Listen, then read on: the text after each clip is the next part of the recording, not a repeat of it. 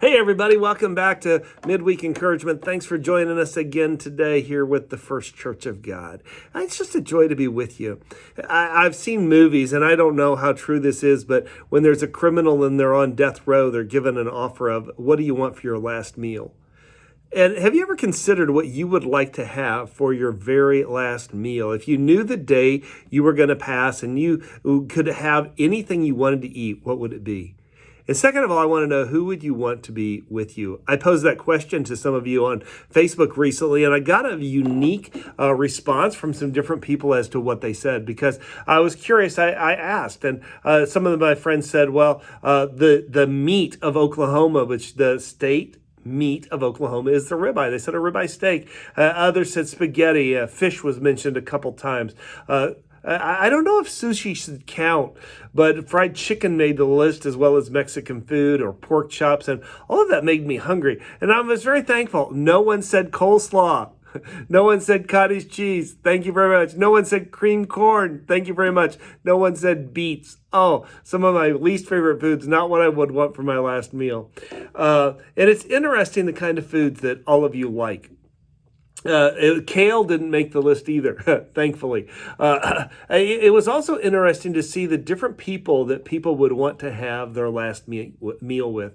Many of them mentioned a loved one. Maybe it's somebody that has passed on. Maybe it's somebody current, a parent, a child, their kids, their family. So their spouse. And the answers all revealed a lot about ourselves, and they reveal who we have become. It also reveals those who have been there for us through thick and thin, and the faithful friends who are so priceless. This past Sunday here at the church, we celebrated World Communion Day with churches all around the world. World Communion Day has been around since 1933, and it's a day to build unity among believers and celebrate the thing that Jesus told us to do.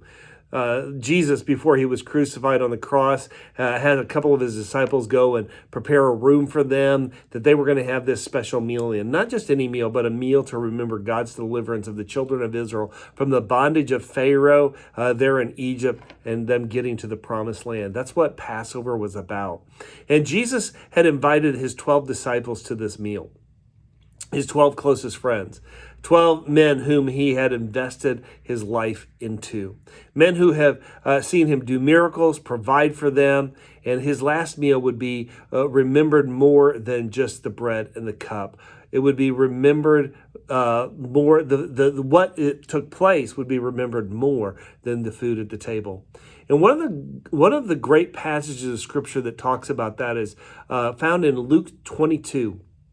Verse 19, it says, he took some bread and gave thanks to God for it. Then he broke it into pieces and gave the pieces to the disciples. And then he said, this is my body, which is given for you. Do this in remembrance of me.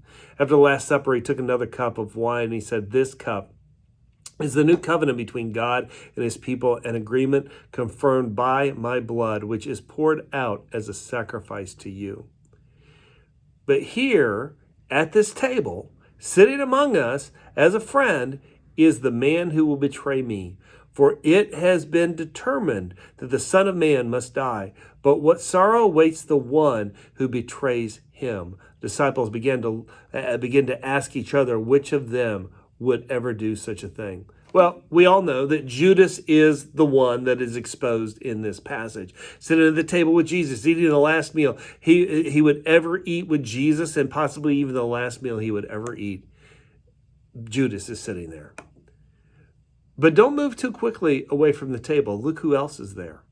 Because it's not just Judas at the table. Peter's also at the table. And right after this event, Jesus says to Peter, Simon, Simon, Satan wants to sift you like wheat, but I have prayed for you. And when you come back, strengthen the brothers. And we know that right after this, Jesus goes to the garden. He's praying, he's arrested, and Peter denies knowing Jesus, not just once, but 3 times.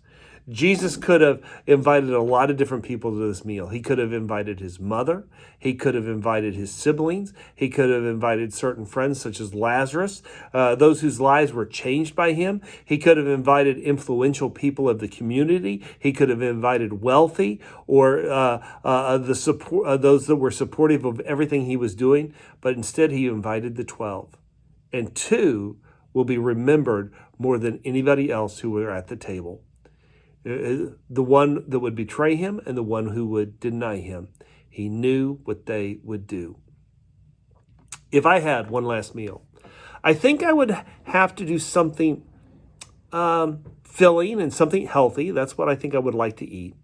The ribeye steak really sounds good. I think Jesus would want me to share it, maybe with a homeless person, maybe with a lonely person. I would hope I would ask the server for a to-go box and allow my new friend to take it and share it with someone else. Because love calls us to invite the unlikely because God has invited us to sit with him. I'm reminded of something that my mother taught me. Mom said it's not the food that is at the table that's most important. It's the people at the table. It's not what's on the table. It's who's at the table. Jesus said in Matthew 5, starting verse 43, you have heard the law that says, love your neighbor and hate your enemy, but I say love your enemy. Pray for those who persecute you. In that way, you will be acting as true children of your Father in heaven. For he gives us his sunlight to both the evil and the good, and he sends rain on the just and the unjust alike. If you love only those who love you, what reward is there for that? Even corrupt tax collectors do that much. If you are kind only to your friends, how are you different from anyone else? Even pagans do that. But you who are perfect, even as your Father in heaven is perfect. But you are to be perfect, even as your Father in heaven is perfect. What I think Jesus wants us to do is love when it isn't easy. Love the ones that aren't just like us. And when we do, we're more like him because he loved the ones who were doing wrong. He loved the ones who were hurting. He loved the ones that couldn't help themselves. What will love look like coming from you today? Because it doesn't matter what is on the table. It matters who is at the table. Hey, this is Pastor Kevin, and I can't wait to see you again. Blessings to you. Bye-bye.